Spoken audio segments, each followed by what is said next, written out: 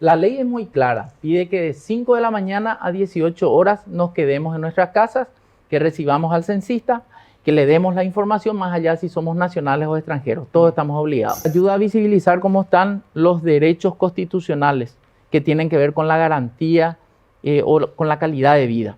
Entender cómo están los niños, cómo están los adultos mayores, cómo están las personas con discapacidad, cómo están los hermanos indígenas, cómo estamos en cuanto a servicios básicos, cómo son nuestras relaciones civiles. Todo eso y mucho más es lo que nos da el censo. Yo soy parte integrante. Si yo colaboro, si yo me quedo en mi casa, si yo doy mis datos, estoy colaborando para el censo. Lo primero es la seguridad en el operativo. Por eso tenemos unas credenciales muy parecidas a esta. Este es un prototipo, ¿verdad? Puse mi cédula ahí porque tenemos que ver la cédula de la persona que viene a censarnos ese día. Acá yo veo mujer, hombre. Sí. ¿Y qué va a pasar con una persona trans? Y ¿Dónde va a estar acá? en primer lugar te digo, todas las personas van a ser incluidas en el censo. Ninguna persona va a ser excluida. Pero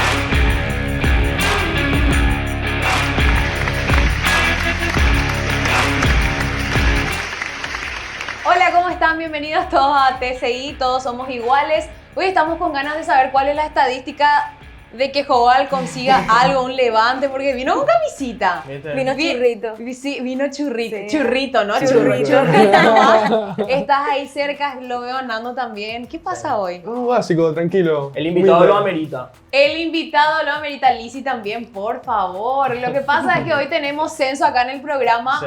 Lo tenemos a Iván Ojeda. Él es director del Instituto Nacional de Estadísticas. Queremos saber lo que va a ser este censo. Queremos saber de todo. Queremos saber números también.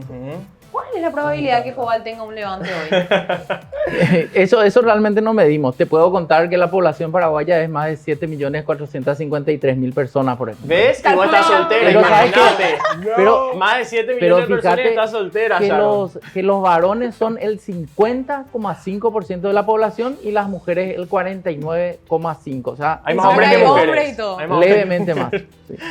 La vida te está queriendo decir algo. Yo sí tengo una duda gigantesca, gente, porque el día del censo, que ya casi viene, los periodistas estamos exceptuados, Sí. o sea, tenemos que trabajar y la gente de las plataformas, o sea, los conductores de plataformas, ellos están exceptuados también, porque ¿cómo es lo que vamos a llegar a nuestro trabajo los periodistas? Porque no hay bus. No hay bus, no hay movilidad.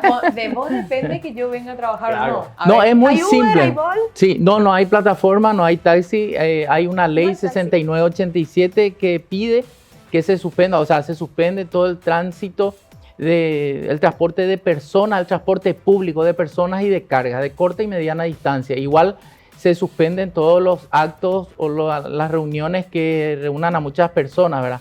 Y también los locales que puedan tener algún tipo de aglutinamiento, ¿verdad? Entonces, por eso estamos difundiendo y pidiéndole a la gente que tenga que trabajar ese día, que se organice, ¿verdad? efecto pandemia sería esto.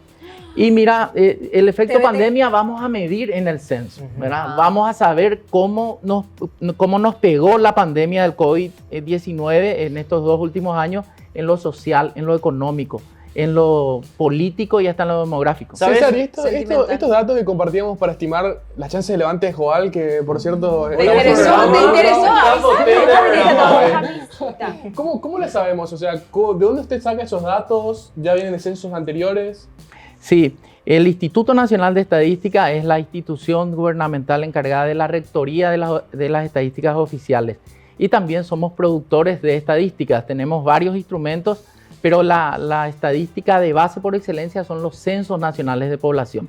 Estos se realizan cada 10 años debido a la metodología y el primero fue en 1950. Y en los periodos intercensales se hacen encuestas, pero para que una encuesta sea representativa necesita un marco muestral. Y ese marco muestral solamente se puede tener a partir de los censos. Bueno, Iván, insisto con la pregunta de la compañera. Nosotros somos una población... Que eres pareja. Entonces, No. Con la pregunta de la compañera Lisandra, Ah. nosotros somos el segmento de la población que está exceptuada de esa restricción que va a haber el 9 de noviembre por el Censo Nacional. Y quiero saber, por ejemplo, cómo vamos a llegar a nuestro lugar de trabajo si no existe el transporte público. O sea, se va a suspender la actividad.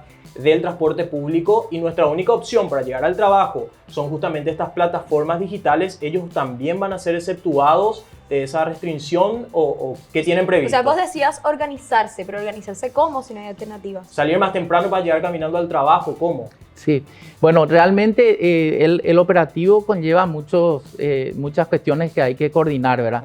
La ley es muy clara, pide que de 5 de la mañana a 18 horas nos quedemos en nuestras casas, que recibamos al censista, que le demos la información más allá si somos nacionales o extranjeros, todos estamos obligados. Entonces tenemos las cuestiones de los servicios exceptuados o esenciales, como los periodistas, ¿verdad? Entonces el periodista que no tenga cómo moverse tendrá que coordinar con algún compañero o alguien que le permita acercarse, ¿verdad? O si es que tiene o no tiene alguna movilidad propia. Por Entonces, eso, Boli, Uber no van a poder funcionar. no, en ese pretendemos que horario. no funcionen, ¿verdad? Porque queremos evitar la movilidad de la persona. Es la única manera de que esto tenga el éxito que nos Y merecemos. a las personas que agarren en ese momento en las calles y no estén en sus casas esperando al censista, ¿qué va a pasar con ellos? En primer lugar, si se trata de una emergencia, la autoridad le va a ayudar a llegar a ese centro asistencial. Si se trata de alguien que está simplemente vagando por ahí, la autoridad le va a decir, regresa por favor a tu hogar, espera a las 18 horas para moverte. Nadie se va a ir preso, nadie va a ser multado tampoco, ¿verdad? Porque no nos regimos como en la pandemia por el Código Sanitario, en donde sí había una ley que inclusive Una te podían obligación. imputar por eso, ¿verdad? Tengo dos preguntas. ¿Cuál es el periodo normal entre censo y censo? 10 años. 10 años. Y ahora Sí. estamos 20 años. 10, 21. 10 años. 2022, pero el último censo fue en el año 2012 y la tradición de censos metodológicamente comparables data de 1950. Pero hay antecedentes. Este historiador Sergio Sánchez decía que en 1779 se hizo el primer censo ya en el Paraguay. Pero los censos son instrumentos milenarios. Jesús nace en Belén por culpa de un censo que ordenó el emperador y José se estaba yendo a su casa, a su ciudad natal, ¿verdad? Entonces, en el camino nace Jesús. Eso está en Lucas en el segundo capítulo, ¿verdad? Es una increíble historia, director, ¿sabe? Pero hay muchas preguntas que tienen las personas, ¿no? Se encuentran de dos bandos. Hay unos que cuestionan la utilidad del censo, es decir, nos van a parar todas las actividades. ¿Podría explicar de forma un poco más directa cuál es la importancia del censo para la nación? ¿Por qué al ciudadano promedio le debería importar? Porque ayuda a visibilizar cómo están los derechos constitucionales que tienen que ver con la garantía o con la calidad de vida. Entender cómo están los niños, cómo están los adultos mayores, cómo están las personas con discapacidad, cómo están los hermanos indígenas, cómo estamos en cuanto a servicios básicos, cómo son nuestras relaciones civiles. Todo eso y mucho más es lo que nos da el censo. El insumo fundamental para la toma de decisiones, a veces en términos sencillos, nos quejamos porque no tenemos presión suficiente del agua en nuestras casas. Y eso puede estar ocasionado por muchos motivos, pero uno de los motivos puede ser el exceso de demanda. O tenemos cortes de electricidad permanentemente. Eso se puede deber también a un exceso de demanda. Hoy hay distritos que están creciendo a un ritmo vertiginoso y entonces eso tiene que ir acompañado de también más abastecimiento de servicios básicos, más salud, más educación, más vivienda. Hoy, Fernando, por ejemplo, un habitante promedio en el Paraguay, ¿cuántos años de estudio tiene? 8,4. ¿Cuántos son los analfabetas en el país? 5,5 de la población. ¿Cuántas personas con discapacidad existen en el Paraguay? El 11,2% de la población. Entonces, ¿dónde están? ¿Qué necesidades tienen? ¿Cómo están viviendo? ¿Qué tienen? ¿Cuántos son? Eso nos va a decir el censo. Director, hace 10 años que los paraguayos no esperan a un censista en sus casas para que vayan y les pregunten sobre todo esto, ¿verdad? Tengo entendido que el censo que se hizo en el 2012 tuvo muchísimas fallas. Fue un censo de derecho, si bien estoy en el término. O sea, no necesitó el despliegue de recursos que se necesitan ahora y fue más días. Este censo va a ser un día, costó muchísima plata. ¿Por qué deberíamos confiar en este censo y no ver la experiencia que tuvimos en el 2012? En primer lugar, te digo que no es confiar o no confiar, sino que es ser partícipe o no ser partícipe. Yo soy parte integrante. Si yo colaboro, si yo me quedo en mi casa, si yo doy mis datos, estoy colaborando para el censo. El censo del 2012, cierto, como decís, tuvo limitaciones. La primera crítica que tiene ese censo es que no alcanzó la cobertura ideal de un 90% o más. Tuvo una ¿Qué es lo que se requiere? ¿90%? Exactamente, como mínimo, ¿verdad? Entonces ese censo tuvo una cobertura del 76%. tuvo un año convulsionado, el año 2012, un gobierno que se iba, otro que se quedó, la autoridad política no acompañó debidamente a ese evento, pero fue también otra metodología. Y no hay un problema de metodología acá, las dos metodologías son válidas. La ejecución es la que tiene que ser lo más perfecta posible. Un censo de derecho, que fue el censo del 2012, implica registrar a las personas según dónde vive. Se hace en un periodo de 8 semanas, se recluta poca gente que tiene un contrato de más tiempo, tenés 5 días para capacitar, o sea, tenés más tiempo para capacitar, tu cuestionario puede ser un poco más extensivo. También la metodología te permite usar dispositivos tipo tablet, porque son 8.000 censistas que cubren todo el país. El censo de hecho, como va a ser ahora, implica que el país tiene que parar un día miércoles, mitad de la semana, para evitar el famoso puente. Se registra a las personas según dónde pasó la hora cero del día del censo. Se necesita mucha gente porque es exhaustivo, o sea, llegamos en un día a toda la población y urbana y la rural en 2 semanas. ¿Cuántas personas se necesitan para censar? 210.000 ¿Y personas. a cuántas están llegando? 220.000. Ya pasamos todo. Director, estaba viendo, hablando de puente y hablando de censo, mucho marketing de parte de este censo, por cierto. Lo que me llama la atención Tirica está en su... No, lo que me llama la atención es que hay un código QR Sí. en un lugar donde vos no puedes acceder a quitarle la foto, porque es justamente en el puente de Eusebio Ayala y República Argentina, si no me equivoco. ¿Ubicaron mal? Ubicaron de A la manera porque finca. vos te vas pasando y... O sea que soy Está vecina. complicado. Muy raro, ¿eh? La publicidad. Pero ese asunto, queremos dar muchos caminos a la gente para que pueda verificar la identidad del censista, que es lo clave, ¿verdad? El código QR que vos mencionás era un canal para inscribirse, entrar a la plataforma y poder ser censista o supervisor. Yo casi entré a Eusebio Ayala. Espectacular. Mi consulta es, sabemos que en este tipo de situaciones hay personas que se quieren aprovechar de la situación. ¿Cómo yo, ciudadano, cuando una persona llegue, toque el timbre, aplauda para que yo la atienda, voy a tener la seguridad de que se trata realmente de una persona que forma parte del equipo de los censistas y no una persona que está buscando robar o algún delincuente?